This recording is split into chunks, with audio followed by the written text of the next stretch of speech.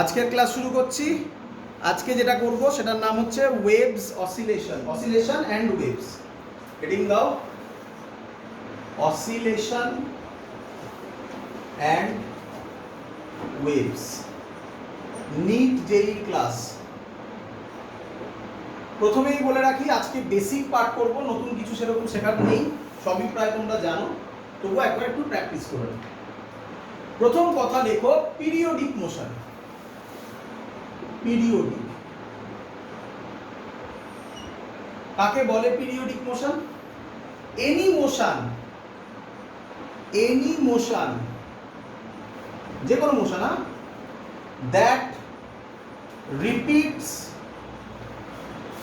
repeats itself after a certain interval of time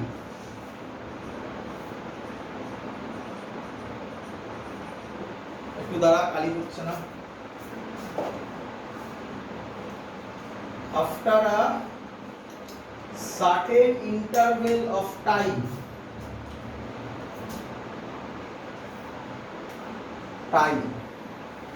is called periodic motion, and the time to complete one oscillation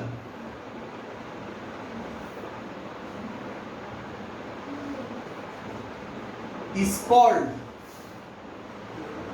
কি বলে? Time period. Clear সবার?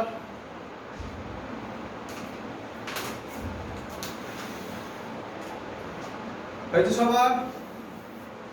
চলো তাহলে আগে ভালো করে বোঝো। সবাই যে ক্লাস করছো উপরের দিকে তাকাও, মাথার উপরের দিকে দেখবে একটা ফ্যান ঘুরছে, তাই না? তাহলে সেটা কি মোশন? পিরিয়ডিক মোশন, তাই তো? কিন্তু মজার ব্যাপার, আমি যদি এখন তোমাকে বলি ফ্যানের একবার ঘুরতে কত টাইম লাগছে, স্টপওয়াচ দিয়ে মেজার করতে পারবে না। তাই আমি এখন অন্য এক্সাম্পল দিচ্ছি। First example, time period. আচ্ছা, আগে আমি এক্সাম্পলটা দিই। Motion of seconds hand of a clock, ক্লকের সেকেন্ডের কাঁটাটা যে ঘোরে সেটা কি সেম পাতি বারবার ঘোরে, তাহলে ওটা কি মোশন? Periodic motion. বলো টাইম পিরিয়ড কত?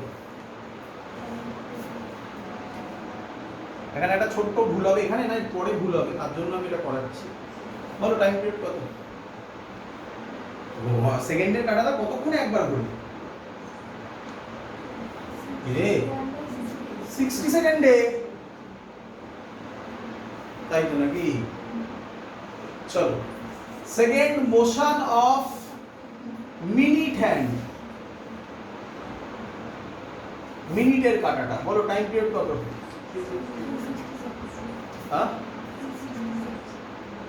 60 মিনিট, তার মানে 60 × 60 3600 সেকেন্ড, তাই তো?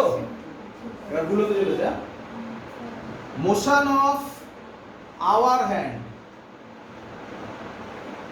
টাইম পিরিয়ড কত?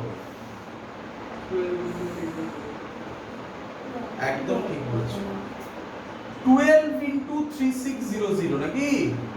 12 ঘন্টায় একবার করে, 24 ঘন্টায় নয়, দুবার করে 24 ঘন্টা, তাহলে 12 × 3600 সেকেন্ড। Clear idea? আরেকটা এখন বলছি, এটা লাস্টে গিয়ে পড়াবো, লাস্টে নয় মাঝখানে পড়াবো, তোমরা সবাই জানো তার জন্য বলছি। এখন কিছুটা আইডিয়া আছে, এর নাম সেকেন্ডস পেন্ডুলাম। সেকেন্ডস পেন্ডুলাম শুনেছো না? এর টাইম পিরিয়ড কত কেউ বলতে পারবে? সেকেন্ডস পেন্ডুলাম, হ্যাঁ ভেরি গুড। 1 সেকেন্ড নয়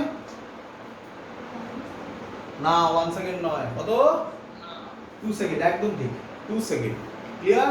কত হয় বলে রাখি, ওর যে স্ট্রিংটা থাকে ওটা রাফলি 1 মিটার, এক্সাক্ট ক্যালকুলেশনে বেরোবে 0.99 মিটার, রাফলি ওটা 1 মিটার, তাই ওর নাম seconds pendulum. Clear? 2 second. Clear idea?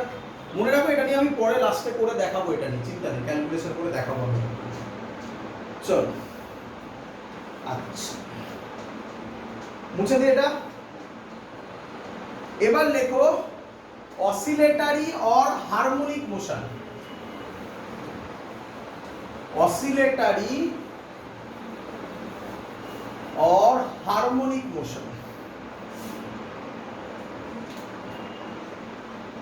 Oscillatory और harmonic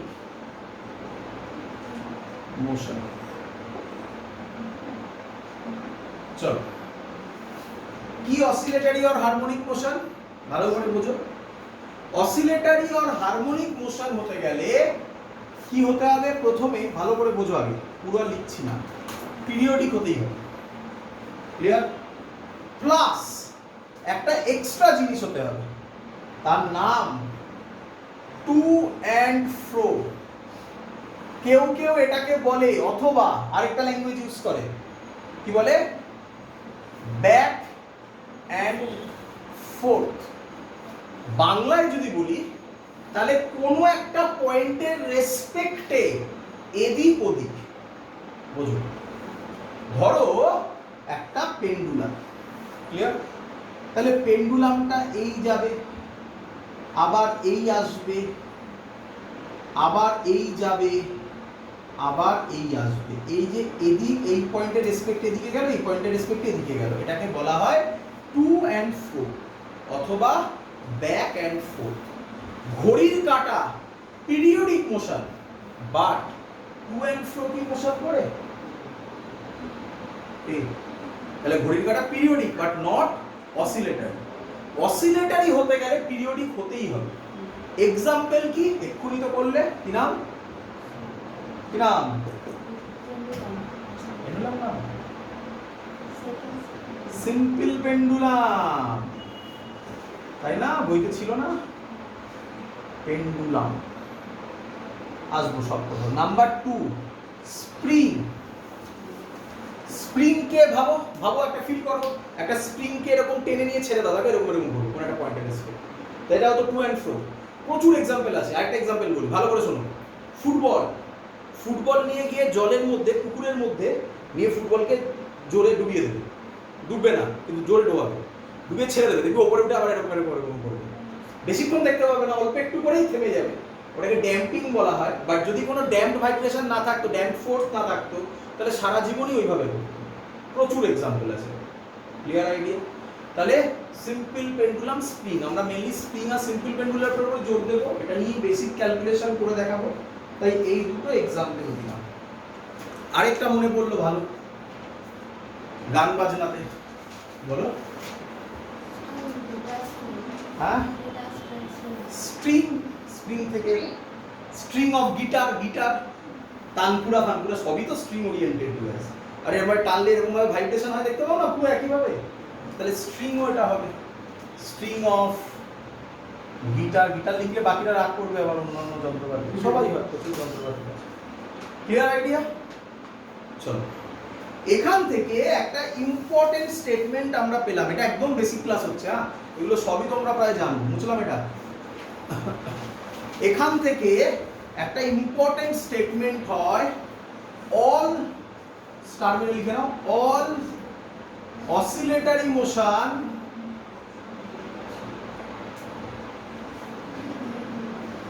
all oscillatory motions are periodic, but all periodic motions are not oscillatory. কি বললাম তো, বুঝতে পেরেছো? এটা কেমিস্ট্রিতে এরকম একটা স্টেটমেন্ট খুব পপুলার ছিল। একদম বুঝতে পেরেছো সবাই? চলো এগোই এগোই। এবার একটা জিনিস বলবো, যেটা বোর্ডের ক্লাসেও আমি বলেছিলাম, এখানে বলবো, এখানে ইম্পর্টেন্ট, তাড়াতাড়ি করো বলি। কোশ্চেন হচ্ছে অসিলেটরি মোশনের ইকুয়েশন কি হবে? লেখো equation of oscillatory motion. Equation of oscillatory motion ভালো করে বুঝবে, খুব ইম্পর্টেন্ট জিনিস বলি। দেখ ভালো করে দেখ, এই হলো আমার পেন্ডুলাম। পেন্ডুলাম দিয়ে ভাবতে পারো, স্প্রিং দিয়ে ভাবতে পারো, যা ইচ্ছা দিয়ে ভাবতে পারো। এই পেন্ডুলামটাকে আমি ধরো এখান থেকে নিয়ে গিয়ে ছাড়ছি, ক্লিয়ার? যদি ছাড়ি এই পয়েন্টে ভেলোসিটি কোন দিকে হবে? এই পয়েন্টে ভেলোসিটি কোন দিকে হবে? এই দিকে হবে, নাকি নয়? নাকি নয়? আসবে আসবে আসবে আসবে আসবে, এই পয়েন্টে এসে ভেলোসিটি ম্যাক্সিমাম হবে। ফিল করো, ফিল করো, খুব ইম্পর্টেন্ট ক্লাস, এটা পয়েন্ট বলছি, ক্লিয়ার? আবার এইদিকে যাবে, নাকি না? এবার যখন এদিকে যাবে ওর ভেলোসিটি কি হবে? কমবে। তার মানে এখানে ভেলোসিটি কত হবে? এখানেও তাহলে ভেলোসিটি কত হবে? তার মানে আমি বলতে পারি এর রেসপেক্টে এটা সিমেট্রিক, নাকি নয়? এই ভিম্যাক্স এর ভ্যালু কত সেটাও আমরা পেয়ে যাবো, ধৈর্য ধরতে হবে, দেখি আছে সেটাও পেয়ে যাবো। এত দিক ক্লিয়ার? ধরো যখন এদিকে যাচ্ছে ডিসপ্লেসমেন্ট এদিকে, ফোর্স কোন দিকে? ডিসপ্লেসমেন্ট এদিকে, তো ওর ভেলোসিটি বাড়ছে না কমছে? তাহলে ফোর্স কোন দিকে? অপোজিট দিকে। তার মানে এই পোরশনে ফোর্স এই দিকে, নাকি নয়? এবার এদিক থেকে ভাবো, যখন এদিকে যাবে তখন ফোর্স কোন দিকে? এই দিকে। তার মানে যাই ঘটুক না কেন, খুব ইম্পর্টেন্ট কথা, ফোর্স সব সময় ডিসপ্লেসমেন্টে, ডিসপ্লেসমেন্টকে এক্স বললাম, ডিসপ্লেসমেন্টের কোন দিকে হবে? অপোজিট হবে। ভালো করে শোনো, ভালো করে শোনো, যত বেশি দূর যাবে ফোর্স তত বাড়বে না কমবে? ফিল যদি না হয়, একটা ভালো এক্সাম্পল বলি, এটা ফিল করার ভালো এক্সাম্পল হচ্ছে স্প্রিং। ভালো করে বুঝো, তোমরা স্প্রিং দেখেছো, বাড়িতে পেনেও আছে, তাই না? এই স্প্রিং ধরো, তুমি এই স্প্রিংটাকে টানবে, ফিল করো, আরো ফিল করো ভালোভাবে, স্প্রিংটাকে টানবে। প্রথমে টানবে যখন দেখবে এক্সটেন্ডেড হলো, একটা ফোর্স তুমি নিচে দিচ্ছ তো, ফিল করতে পারবে। আরো বেশি এক্সটেনশন করতে গেলে ফোর্স কি হবে? বাড়াতে হবে। তাহলে যত এক্স বাড়বে ফোর্সও তত বাড়বে। তাহলে force directly proportional to x. এবার ভালো করে শোনো, কেন বাড়ছে? তুমি যে ফোর্সটা দিচ্ছ সেই ফোর্সের কথা বলা হচ্ছে না, এখানে স্টুডেন্টরা ভুল করে। সেই ফোর্সের কথা বলা হচ্ছে না। তুমি ফোর্সটা কেন দিচ্ছ? কারণ স্প্রিং উল্টো দিকে ফোর্স দিচ্ছে, তাই তো নাকি? স্প্রিং এর ফোর্সের কথা বলা হচ্ছে, এখানে বডিটার ফোর্সের কথা বলা হচ্ছে। এখানে এটা ফিল করা যায় আরামসে যে বডিটাই ফোর্স দিচ্ছে, তাই না? তাহলে এই ফোর্সটা ডিসপ্লেসমেন্ট যত বাড়বে ফোর্সও তত বাড়বে, তাই ডাইরেক্টলি প্রপোর্শনাল। ফোর্স যেদিকে, ডিসপ্লেসমেন্ট যেদিকে, ফোর্স সব সময় তার উল্টো দিকে। তাহলে এফ ডাইরেক্টলি প্রপোর্শনাল টু কি হবে? -x, তাই তো নাকি? তাহলে এফ ইজ ইকুয়াল টু কি হবে? -kx। এই মাইনাস কে সহজ ল্যাঙ্গুয়েজে বলে টু অ্যান্ড ফ্রো। বলো বুঝলে কিনা? একেই বলে টু অ্যান্ড ফ্রো। এটাই back and forth, to and fro, যা বলো না কেন তাই। ক্লিয়ার সবার?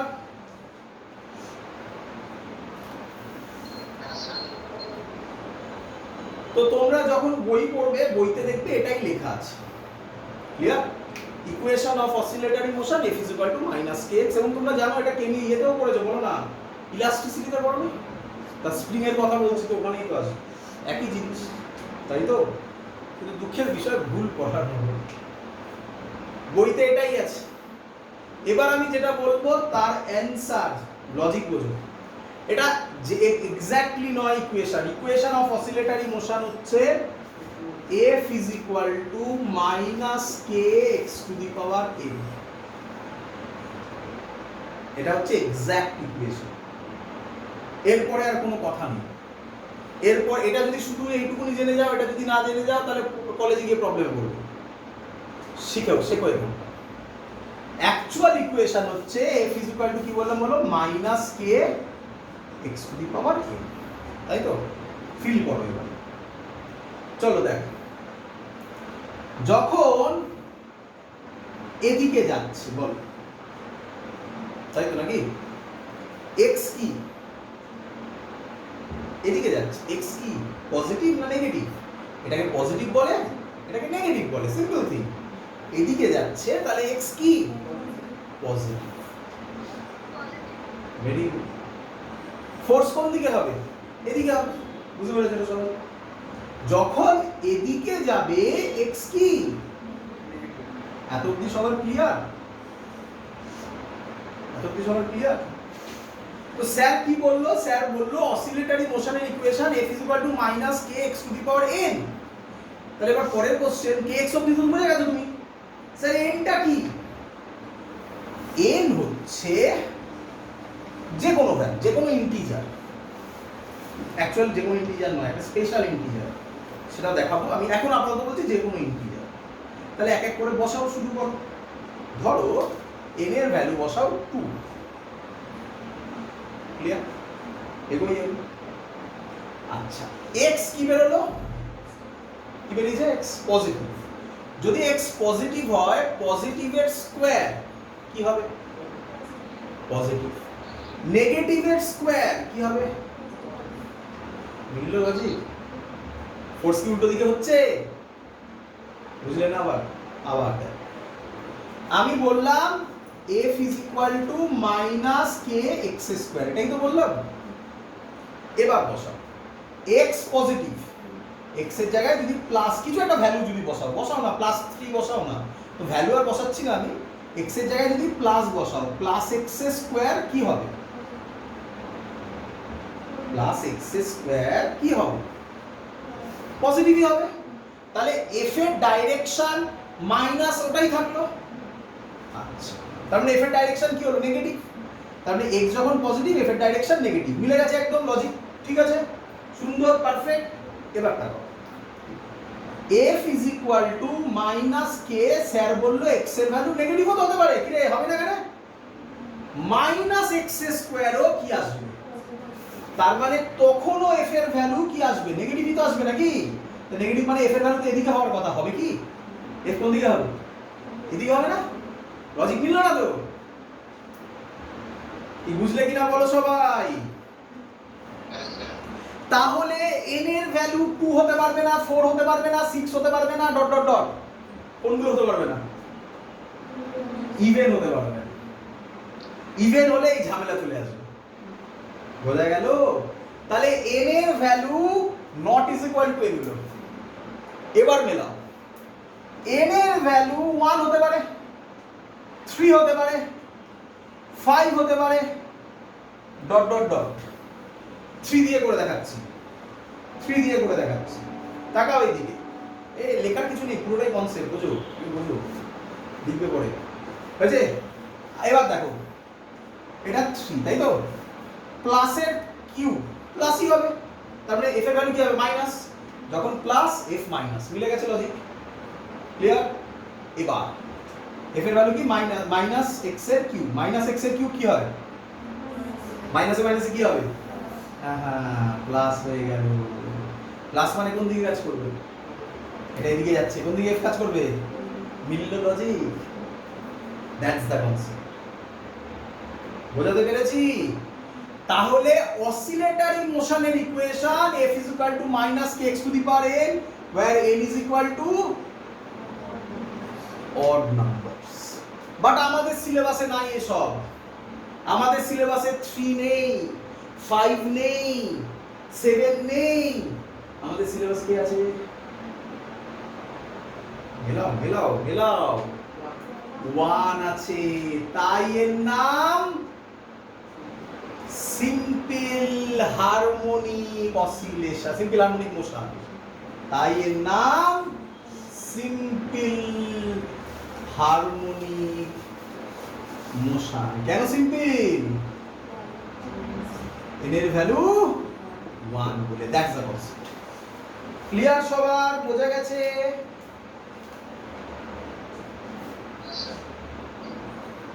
দ্যাটস অল, আজকের ক্লাস এত অবধি রাখলাম। পরের দিন এই ছবিটা থেকে স্টার্ট হবে। এই যে বললাম ভিম্যাক্স এর ভ্যালু কত হবে সেগুলো সব একটা ছবিতে আমি করে দেখাবো, একটা ছবিতেই করে দেখাবো। অসিলেশন ওয়েভস কিন্তু খুব ইজি পার্ট, যত কোশ্চেন আসবে সব পারা উচিত। বাদ যাওয়া মানে এখানে পচা সঙ্গে পাকাটা কিন্তু। ক্লিয়ার? দ্যাটস অল, এত অবধি থাকলো, চলো শেষ।